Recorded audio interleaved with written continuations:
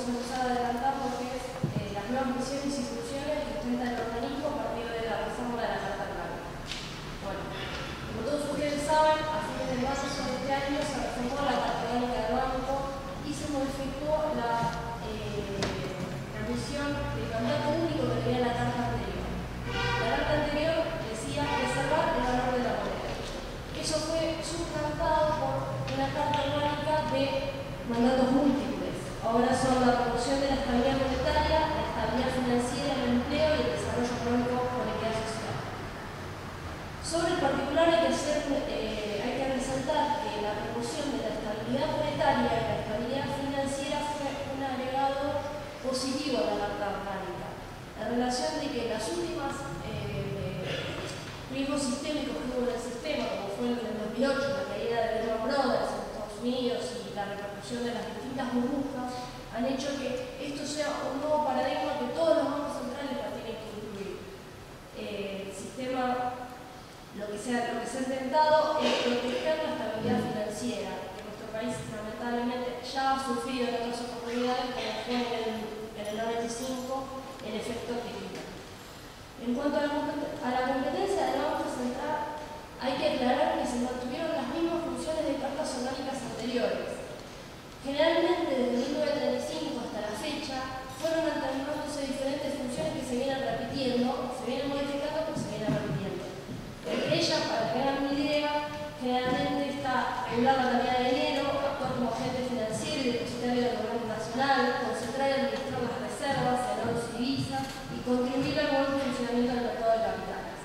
Los dos cambios fundamentales que hay que resaltar en materia económica fueron la inclusión de la regulación de las tasas de interés y del crédito y la ejecución de la política cambiaria. La diferencia con la Carta Orgánica anterior era que el Banco Central no solamente ejecutaba la política cambiaria, sino también la establecía. Además, agregó dos incisos más al artículo 4, donde amplió la facultad de control e inspección a otros sujetos del sistema financiero. Hablemos esto porque es importante que en las cartas anteriores no estaban incluidos estos sujetos. Estamos hablando de las cámaras liquidadoras y compensadoras, las organizadoras de fondo, las empresas transportadoras de caudales, así como otras actividades que guardan la relación con la actividad financiera y cambiaria.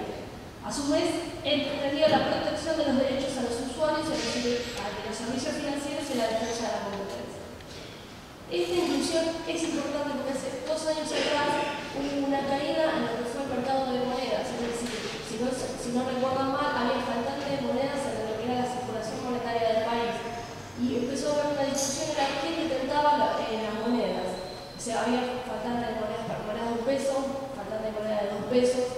Se discutía si esto lo tenían las líneas de peaje, las transportadoras de caudales, quién era el que tenía el activo de circulante. Esta inclusión en la Carta Orgánica permite que el Banco Central tenga una competencia mucho más expresa respecto al control de este tipo de entidades que si bien estaban en la práctica, funcionaban en el sistema financiero, era un poco lapso cuál era el límite de control o no que podían haber sobre estas entidades. En segundo lugar, el otro cambio significativo fue la modificación sobre el respaldo de la moneda. Previamente creo que hay que aclarar qué significa el respaldo de la moneda. El respaldo de la moneda es el porcentaje o nivel adecuado que debe conservar un banco central para respaldar la circulación monetaria. La circulación monetaria son los billetes y las monedas que tiene el público y las entidades financieras, generalmente los bancos. Eso es lo que hay que respaldar. Todos los bancos centrales tienen un porcentaje o un tope de respaldo de moneda. A partir de la reforma, lo que se modificó fue la derogación del artículo 4.5 de la Ley de Convertibilidad. El artículo 4 establecía cómo era la reserva al 100% de las bases monetarias en la época de la República. Y el artículo 5 lo que disponía era cómo tenía que estar compuesto y descrito la cuenta contable que integraba las reservas legales del Banco Central. Lo que se estableció a partir de la reforma de este año es que las reservas, el tope de nivel de reservas, es una facultad discrecional del directorio del Banco Central. Esa es una diferencia importante que hay que resaltar, en función de que el directorio es el órgano que ahora va a estar habilitado para determinar el patrimonio del organismo. Va a definir qué y cuánto conforme dispone. A su vez, el concepto de reserva de libre disponibilidad a partir de esta reforma comienza a ser aquellas excedentes, una vez que el directorio determina cuánto queda para capital, cuánto queda para reserva.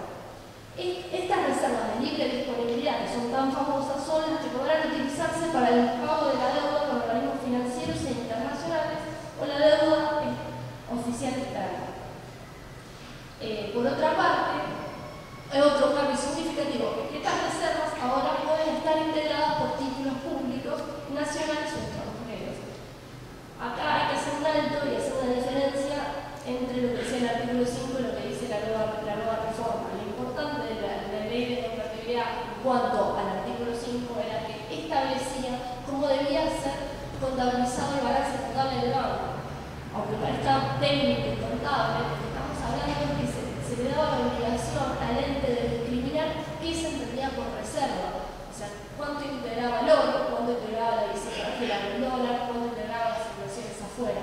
A partir de la reforma nada dice sobre esto, no se estipula cuánto tiene que determinar el patrimonio. O sea, puede establecer una cuenta contable distinta, pero no tiene la obligación de discriminar y decir cómo está compuesta esa reserva.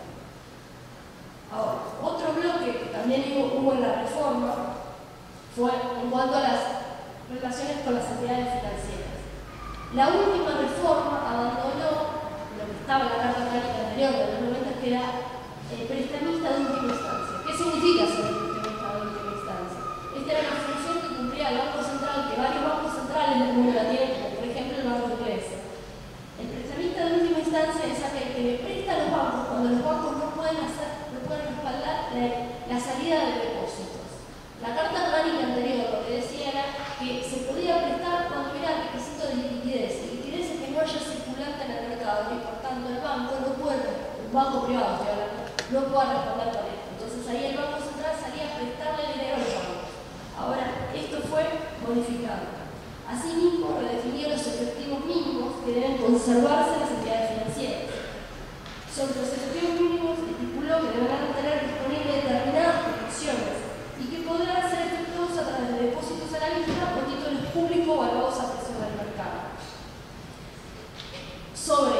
En comparación con la Carta Orgánica anterior, sigue manteniendo la discrecionalidad del banco de establecer cuál es la reserva legal que tienen que tener los bancos o las entidades financieras en general. Toda entidad financiera, todo banco tiene que tener una reserva legal por ley porcentual que la define el Banco Central para que en el caso de una corrida bancaria tenga con qué responder a los orígenes.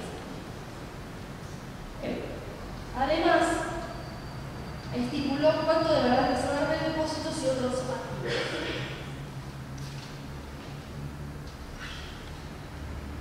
Asimismo, modificó la posibilidad de otorgar descuentos a las entidades financieras con menores restricciones que la carta anterior, con el fin de financiar los préstamos de mediano y largo plazo destinados a la inversión productiva.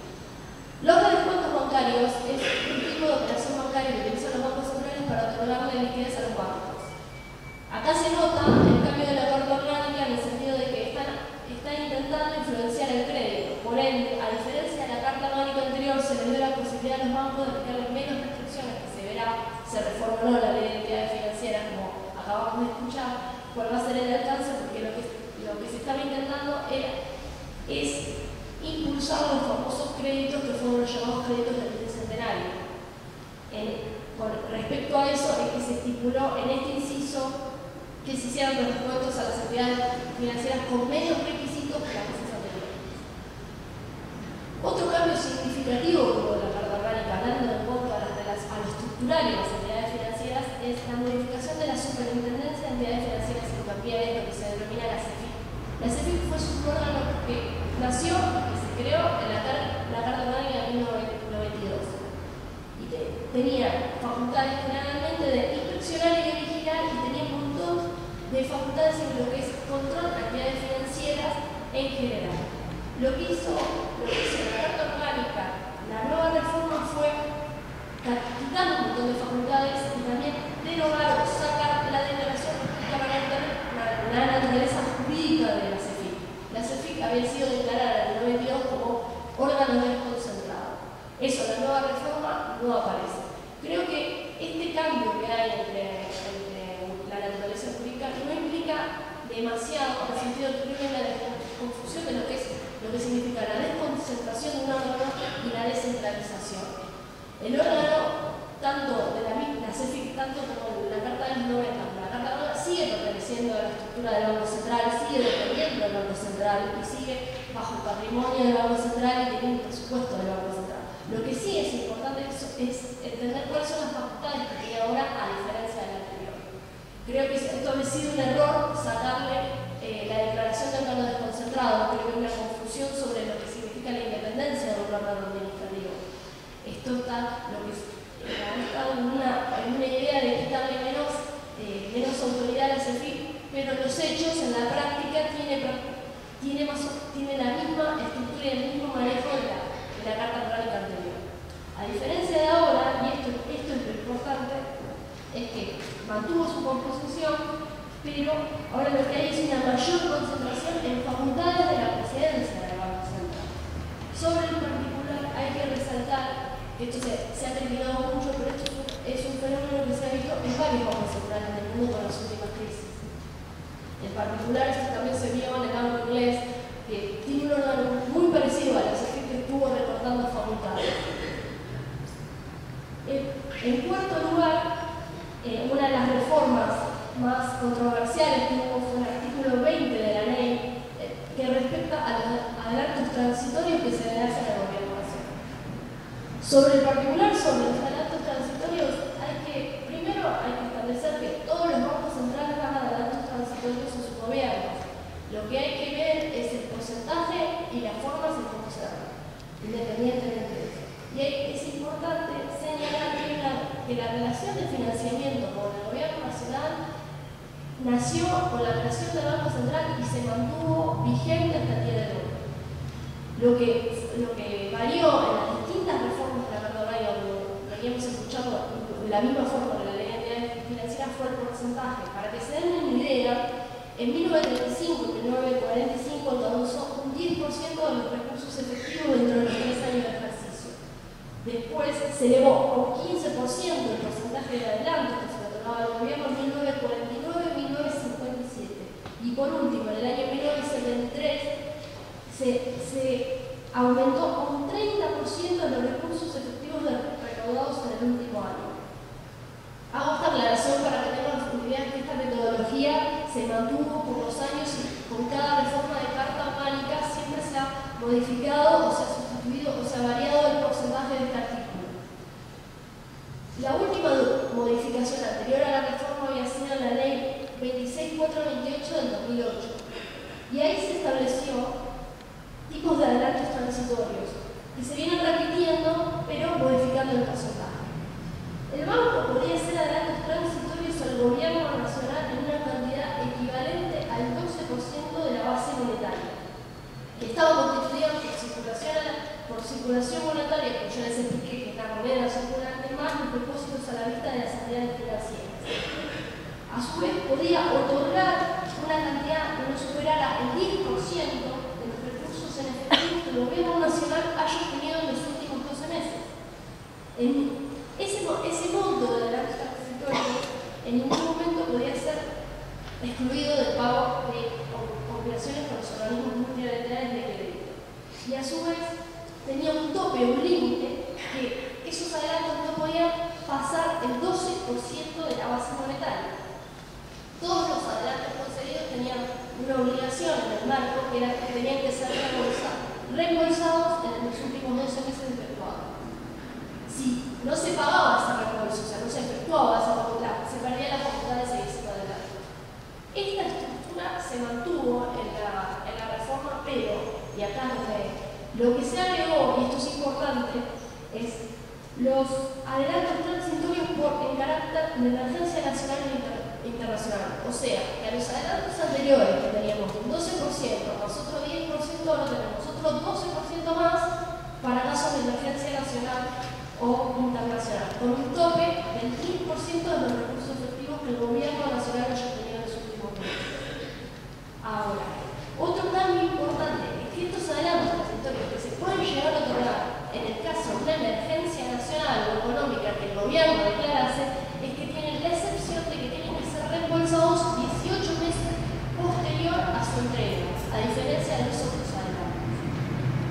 mantiene de igual forma que los demás artículos de las cartas anteriores, mantiene la prohibición de, en el caso de que no se reembolse, se pierde la facultad. Ahora, lo que se sacó del artículo, que es importante resaltar, que no es un dato menor, es que a diferencia de los adelantos anteriores tenían un tope de un 12% de la base monetaria, ahora no tienen ningún tipo de tope. Se excluyó ese límite cuantitativo que se ponía al otorgamiento, al financiamiento nacional de parte del Banco Central hacia el gobierno de la nación. Por último, y para ir cerrando, porque esto es muy técnico, no quiero aburrir, la organización administrativa del ente fue reformada por primera vez, se reformó el órgano directivo, pero sin tocarse las designaciones y los cargos. Hago esta salvedad porque en todas las cartas orgánicas, desde 1935 hasta la fecha, principalmente lo que se bastó fue tocar la naturaleza del órgano. O sea, se removió directores, se cambiaron los cargos, se cambiaron las designaciones, se cambió la cantidad de directores que había en el órgano. Por dar un ejemplo, se pasaron a ser de 5 a 7, de 7 a 10, de 10 a 5, independientemente. Algunos tenían participación de bancos privados, otros participación de bancos públicos, dependiendo de la época en la que se provocaba el cambio de la carta orgánica, o sea, se hacía la reforma. Generalmente, como ya lo adelantó mi compañero, las reformas de las cartas orgánicas estuvieron relacionadas con un cambio de paradigma económico, y eso conllevó a que se modificara completamente la estructura del Banco Central como institución y como órgano. Esta vez eso no fue modificado. Lo único que se agregó al directorio fue una prohibición más que considero bastante positiva, que los accionistas o quienes formen parte de la dirección, administración o sindicatura o presten servicios en el sistema financiero al momento de su designación no podrán ser directores. Esto es importante porque las prohibiciones de los directores fluctuaban y había varios directores que ocupaban el cargo de director, obviamente en el Banco Central, que desempeñaban otras tareas en otros quizás organismos de interés económico o financiero, o que venían a ocupar acciones en lo que es la Comisión Nacional de Valores, y esto generalmente en cualquier órgano administrativo puede perjudicar la independencia del órgano. Cuanto más claro esté cuál es la función de cada director, de dónde proviene, y se dedique solamente, creo que por eso lo que generamos es una mayor transparencia en la dirección del Banco Central. Y por último, y más importante, también es que se modificaron las atribuciones de la presidencia del banco. Las dos atribuciones más importantes que puedan resaltarse son dos: son la operación de los mercados monetarios y cambiarios y la dirección de la CEPIC. Acá es lo que vemos como la presidencia empieza a funcionar lo que es el mercado de cambio. Esto siempre fue un tema en el país bastante complejo, y la dirección de la superintendencia de la financiera. O sea, asumiendo el manejo de la política cambiaria y el manejo de las entidades de la reserva, el CAFES y demás. Ahora, el directorio sumó también otras facultades y además ya intentaba la autorización de apertura de sucursales, ahora lo tiene que hacer proponiendo ampliar la cobertura geográfica del sistema. Esto es un agregado del proyecto del diputado Heller, que fue la carta orgánica, y como ya adelantamos, el directorio tiene la facultad no menor de la determinación del nivel de reservas y la regulación del crédito en términos de riesgos, tasas de interés, comisiones y cargos. La regulación de los sistemas de pago, como puede ser el servicio de cajeros automáticos y demás, el dictado de normas para la obtención de las entidades financieras, de recursos en moneda extranjera y a través de emisión de bonos, obligaciones o títulos, y por último, de determinar quiénes son las personas que se encuentran comprendidas dentro de la ley de entidades financieras, o sea, quiénes pueden ser sujetos de la ley de entidades financieras, con todo lo que eso implica, y el establecimiento de políticas y economías generales. Y cerrando, a lo que quiero agregar, que se habló y se va a seguir hablando a partir de las reformas del proyecto de ley de entidades financieras, es que se agregó la regulación de la tasa de interés en la carta orgánica. Independientemente de lo que se determine en el proyecto, que sea ley final, la ley de entidades financieras, la la ley 21.526, que es la que determinaba en el artículo 30 que el directorio también tenía la facultad de limitar la tasa de interés. O sea que esta facultad y esta competencia ya está al día de hoy determinada en la ley. Quizás la diferencia será que si ponen un artículo o si se especifica la tasa o el tope de esa tasa de interés, pero ya tenía esa facultad de determinar los plazos, la tasa de interés, las comisiones y los cargos de las entidades financieras y de la regulación.